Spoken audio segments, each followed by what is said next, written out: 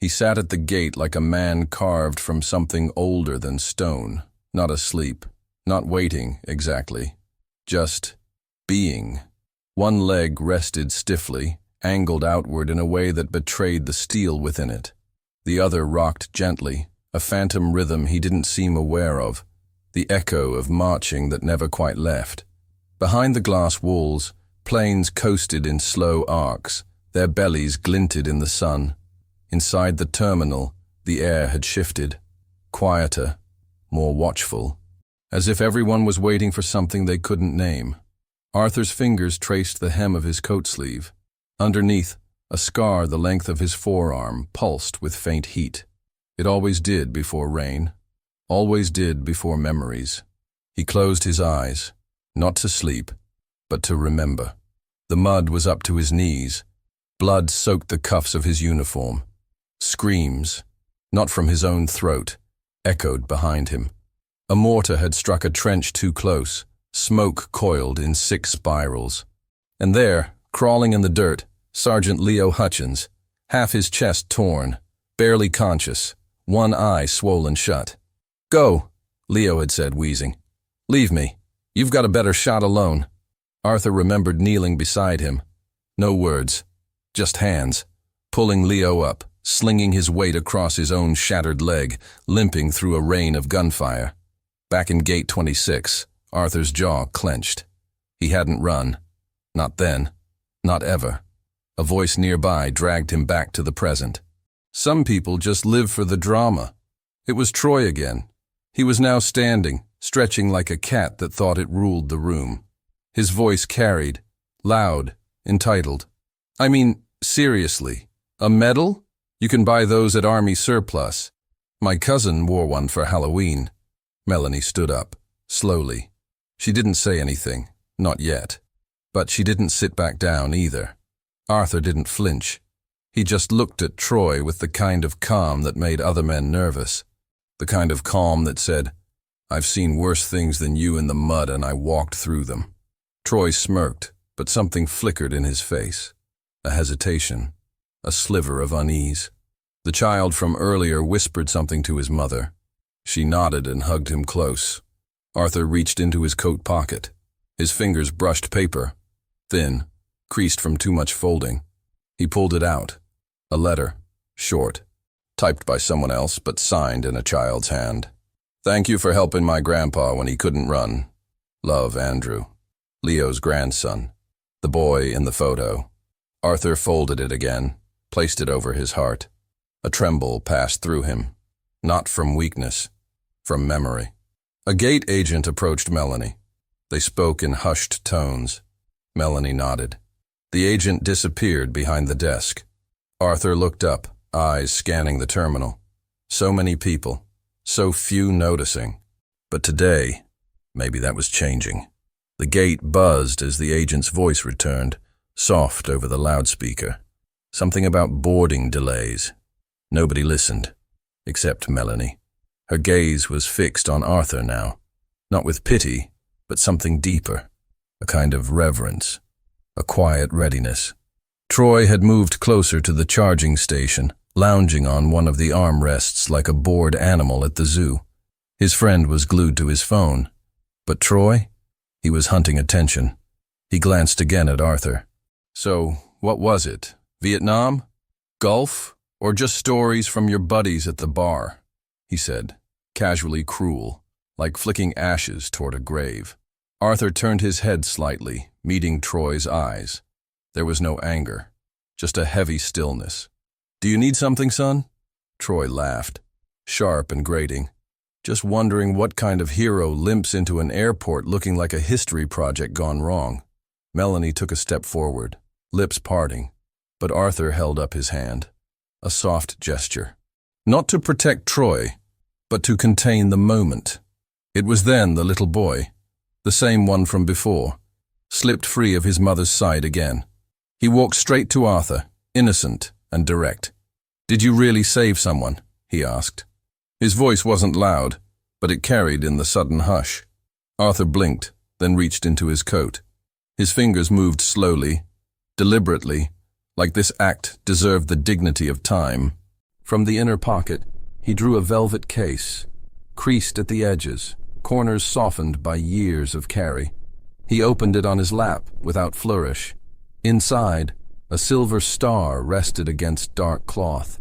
It was scratched, dulled with age, but it pulsed with a presence no Polish could fake. He looked at the boy, then past him, as if gazing into another world. This was pinned to me 2 days after a firefight in the hills outside Gumcheon. The name meant nothing to the terminal crowd, but it rang like a bell in the air. I was 24. I had a bullet lodged behind my hip, shrapnel slicing through my leg like glass. I couldn't feel my toes. But my friend, Sergeant Hutchins, he'd been hit worse. A piece of mortar took half his side. Arthur's voice didn't rise, but it filled the space.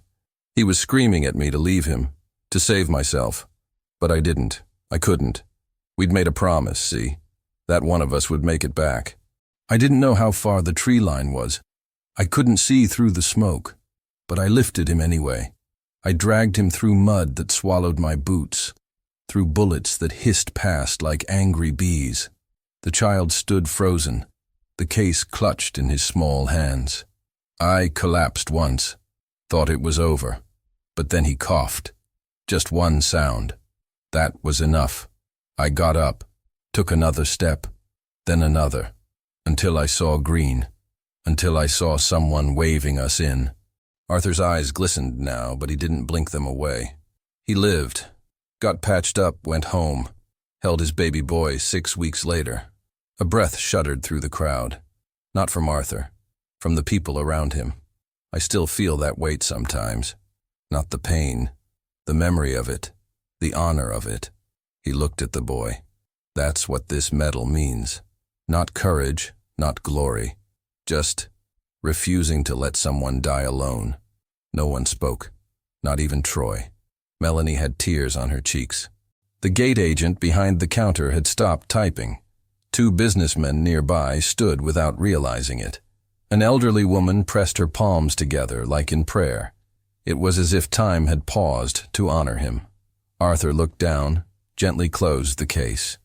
"You can hold it for a moment if you like," he said to the boy. The child nodded slowly and took the box with both hands, like it was something too heavy for just one. A man in a pilot's uniform removed his cap. A woman near the window whispered to her child, pointing softly, "That's a real hero." And for the first time since Arthur had entered the terminal, everyone saw him. Not a limping old man, not a relic, but the kind of person you read about in history books and never imagine you'd meet at Gate 26. The terminal's hum seemed to hush itself after the medal passed through the boy's hands, as if the air, charged just moments ago with mockery, now carried reverence. Even Troy was silent, slumped in his seat, his foot tapping without rhythm, like he was trying to shake something off his skin. Arthur sat back, eyes closed. But he wasn't resting. He was remembering. Then, the wind howled through the valley like a beast mourning its dead. Ash rained in flakes from the treetops, drifting down over a torn forest floor littered with metal and bodies. The earth was soaked, not just with blood, but with the heavy breath of war. Smoke, sweat, soil. Arthur's legs screamed with every pull. Shrapnel had torn through his thigh minutes ago, a jagged kiss from a mortar shell that had landed too close. The pain was white-hot, searing up his spine. But he didn't stop. He couldn't. Leo's body was limp, draped over his back like a sack of memory. His friend had taken the brunt of the blast. Chest torn, breathing shallow. Too much blood. "Art, leave me. It's done," Leo had muttered, voice bubbling like something drowning. Arthur grunted, ignoring the plea. His boots dragged through mud that clung like hands trying to pull him under. He could barely see. Smoke blurred everything. The forest had turned into a graveyard. But he moved. 1 foot forward. One groan of bone grinding against metal. Another. He remembered the sound of bullets skimming past. The awful whine of one snapping bark off a tree beside him. The blast of another mortar in the distance, shaking the sky. Still, he walked. His heart wasn't brave. It was terrified, beating like a drum calling him to collapse. But something deeper, something older, kept him upright. Duty, promise, love. Each step was a defiance, each breath a rebellion. At one point, he fell. The mud welcomed him like a lover. His vision swam, but Leo coughed, a wet, weak sound. And that was enough. Arthur screamed through his teeth and stood. "Not here," he hissed. "Not in this place." He walked until the air changed, until the smoke thinned and a green flare hissed upward behind the trees. Friendly territory. Until a medic sprinted forward, eyes wide, mouth open in shock. Then he collapsed. Now, Arthur's fingers flexed slightly in his lap. The terminal had moved on around him, boarding announcements, clattering heels, the occasional cry of a baby, but none of it touched him. Not yet. He opened his eyes, and the pain was there, always there, not just in his bones. In the hollow space beside him, the one where Leo should have been. He reached into his coat again, this time pulling out a smaller photograph, worn to near transparency. It showed a man, 30 perhaps, holding a baby on his lap. Both were laughing. Leo's son, the boy he never met, except once, at a reunion long after the war, when that boy, now grown, had shaken Arthur's hand and whispered, "Thank you for carrying him home." That moment lived in Arthur's chest more permanently than any medal ever pinned to it. He looked across the terminal. The boy from earlier had returned to his seat, still clutching the memory of the story. His mother wiped a tear from her eye. Melanie stood by the gate counter, arms folded, watching the crowd as if waiting for something important to arrive. Not by plane, but by realization. And realization was already landing, one seat at a time. The gate agent returned to the desk, cheeks flushed, fingers trembling as she lifted the PA microphone. For a moment, she didn't speak. Her eyes scanned the room, not for attention, but for permission. When she saw Melanie nod from across the aisle, she drew a breath and pressed the button. "Ladies and gentlemen, before we begin boarding Flight 82 to Philadelphia," she said, her voice gentle, almost reverent, "we ask for a moment of pause." The terminal, already softened by what had passed between the seats, fell into a hush again. Today, among us, sits a man whose footsteps changed the path of others, not through fame, not through noise, but through quiet courage. Arthur looked up slowly. His name hadn't been spoken, but the words had found him. The agent continued, now steadier. "Many of us are on our way to reunions, to vacations, to meetings we'll forget in a week. But this man once carried another through war, not for glory, not for reward, but because he believed no one should be left behind." People began to turn. Conversations halted mid-sentence. Phones lowered. Children looked up from tablets. "He walks with pain today because he walked through fire once, for someone else, and he never asked for recognition." Her voice cracked slightly. "But we're going to give it." She stepped aside and looked directly at him. "Mr. Arthur Delaney, would you allow us the honor of boarding you first?" The silence that followed wasn't empty. It was holy. Arthur remained still. For a second, he seemed unsure if he'd heard right. Then Melanie stepped forward, just slightly, her voice soft. "Go on, sir." A man near the window rose to his feet. Then a woman. Then another. In less than 10 seconds, the entire terminal was standing. No clapping. Not yet. Just standing. As if gravity itself had shifted and rising was the only decent thing to do. Arthur rose slowly, his cane steady beneath his palm. The pain in his leg flared, but it felt small compared to the weight rising in his chest. He walked forward, and then, as if the world had been holding its breath, someone in the back began to clap. Not a polite ripple, a deliberate echoing strike of palms, each beat like a drum. Another joined, then another. And suddenly the terminal erupted, not into applause, but into recognition. People clapped with wet eyes. Some placed hands on hearts. A soldier in uniform saluted, lips pressed tight. Troy didn't move. His sunglasses were gone. His head was bowed. One hand clenched into a fist beside his duffel bag, a fist that once mocked, now silent. Arthur reached the gate, eyes bright with unshed tears. The gate agent stepped aside, voice thick. "Right this way, sir." She didn't scan his pass. She didn't need to. As he passed her, she whispered, barely audible, "Thank you for bringing him home." Arthur nodded. No words, just the smallest smile. Then he turned toward the jet bridge, his figure framed in the terminal light like a doorway to something more eternal than arrival times and seating rows.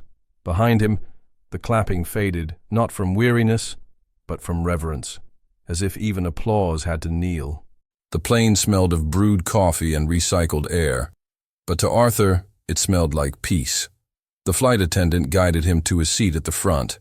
Not first class, but a seat reserved now not by price, but by principle. As he stepped into the narrow aisle, passengers stood as he passed, some whispering words he could barely hear. "Thank you. God bless you. My father served too." He nodded to each, not with pride, but with gratitude. For once his limp didn't feel like a burden. It felt like a banner. As he settled into the window seat, a young man slid into the seat beside him. Mid-20s, strong jaw, Marine Corps, pin on his lapel. He didn't say anything right away, just offered a small nod, a soldier's greeting, wordless but weighty. They sat in silence until the seatbelt sign chimed on. Then the Marine turned, voice low, reverent. Was it true, what they said at the gate? Arthur looked at him, then out the window. Yes. The Marine took a slow breath. His hands fidgeted in his lap. I've read about that hill, Gumshun, but I never thought I'd sit next to someone who walked out of it. Arthur chuckled, a soft sound like wind through autumn leaves. Walked's a strong word. I crawled half of it. The Marine smiled faintly, then asked almost shyly, "Will you tell me about him, the man you carried?" Arthur hesitated. Then he reached into his coat pocket, again drawing the photo of Leo with his infant son. "He was the kind of man who laughed in the dark," Arthur said, voice distant with memory. "Told jokes so bad you begged the enemy to find you first." The Marine grinned. But when the shell landed, he didn't cry out, didn't curse, just said, "Tell my boy I didn't run." That's all he wanted. Arthur's voice faltered. I made him that promise, and I kept it. He handed the photo to the Marine. I got to meet that boy years later. He was grown, had his own son. Said he grew up thinking his father had been fearless. The Marine studied the photo as if it were scripture. You gave him that. A legacy. Arthur looked down, his fingers twitching slightly. I just didn't let go. The Marine returned the photo, nodding with a soldier's understanding. Of pain, of duty, of love carved through loss. "Sir," he began, then paused. "I hope one day, if I'm ever tested, I'll be half the man you were on that hill." Arthur smiled. Not wide, but deep. "You already are," he said softly. Outside the window, the sky opened up into soft clouds. The plane climbed higher, quiet now, and somewhere behind them, the airport gate still echoed with the sound of a nation remembering. Back in Terminal B, the world resumed its rhythm. The gate had begun boarding again, row by row, families shuffling forward, travelers hoisting bags. But something was different now, a kind of stillness under the noise, like a hymn still echoing beneath city traffic. Troy sat alone. His friends had boarded without him. He hadn't noticed. He stared at the empty gate where Arthur had disappeared minutes ago. His jaw was clenched, shoulders slumped forward like a boy who'd finally been told the truth about the world. In his hand, he held the corner of a napkin, folded, unfolded, refolded. His knuckles were white. The gate agent approached quietly. "Sir, your group's boarding."